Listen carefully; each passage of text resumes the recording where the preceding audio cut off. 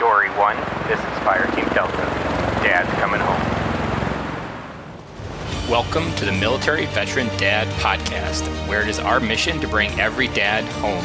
I am your host, Ben Killoy. I'm a United States Marine veteran, husband, and a father. We will bring authentic conversations to inspire action in your life so we can close the gap between the dad you are today and the dad you want to be tomorrow. This is the Military Veteran Dad Podcast. Welcome back to another episode of Fatherhood Friday. Guys, the week is wrapping up. You're ready for the weekend.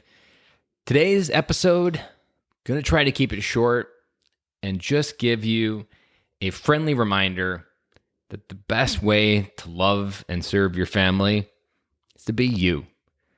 I want to give you the reminder that the best way to be a good dad is just be a good dad.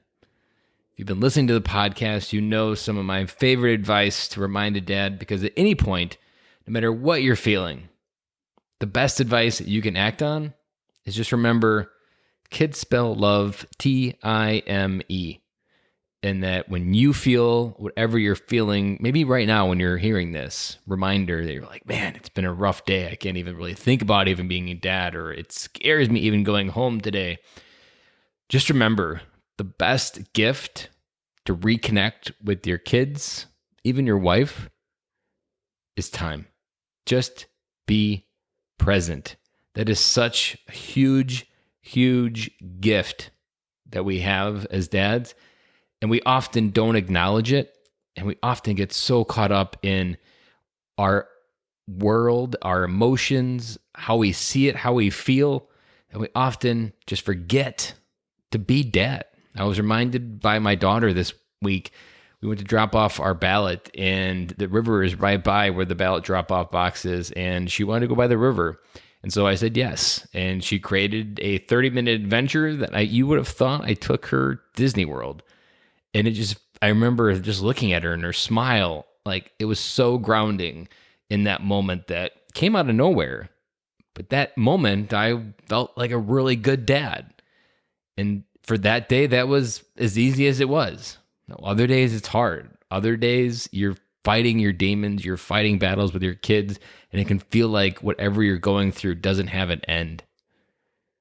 I just want to remind you that everything is changing. Everything about your life, how you see it, what you do, how you feel, nothing is permanent. I want you to time travel with me, going back to when your baby daughter or your son was just born, and you were losing sleep night after night. And you kept thinking to yourself, one, how the hell did we think this was a good idea? Maybe it's your second child, and you're like, what were we thinking? But three, you probably remember like, God, is this ever going to go away? I don't even really remember getting sleep anymore. I feel like we're just going to be zombies for the rest of our lives. And depending on where the age of your kids are, I want you to think about for a moment, it changed. It went on. Now there's new things that come up and there's new seasons you got to deal with. So it's just a new kind of issue. But I want to point out that there's always something. There's always something to deal with. But you need to remember, just like the weather changing, so does the season of family.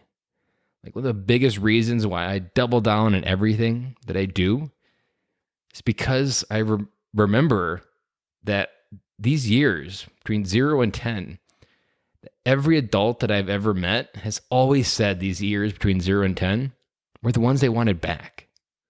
And that is always at the center of what I'm going through or what I'm feeling or what I'm thinking about doing next. It's why I prioritize those random moments or just let it happen, because there's going to be a day where that was the last one yesterday. And you're going to be like, well, no one told me that was the last one. If that was the last time my son ever came up to me and asked me to play trains, I would have said yes, but I didn't know. And now it never happens anymore. Now what?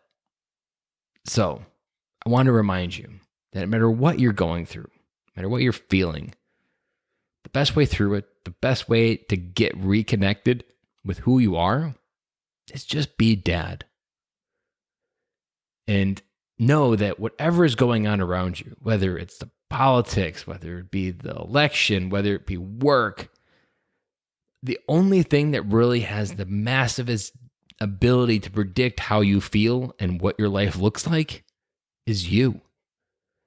Whether your sports team lost on Sunday doesn't dictate whether you're a good dad or a bad dad during the week. Now, some dads may get so caught up in the failure of like, when the team sucks, I suck. And I'm going to take it out on everybody in my life between them. But that's not how to be a good dad. Good dads own their things. They own what's going on, and they don't lose control like that. They understand what's upsetting them. They understand how to navigate through something versus suppressing it. So, again, I just want to remind you, the best way forward, in whatever you're feeling, to be a good dad, is just be there. Give them the gift of presence. Next time your wife comes home from work or whatever she's doing and she's having a conversation with you, put your phone down. Put down whatever you're doing. Give her direct eye contact. Try to keep your brain focused on what she's saying. I know that's hard because squirrel mindset kicks in where you start thinking about a lot of random things. Maybe even the football game that's coming up on Sunday or the one that you just lost. But I want to challenge you. Give her absolute presence, direct eye contact. Don't acknowledge that you're listening with words. Acknowledge it with presence, feeling, and eye contact.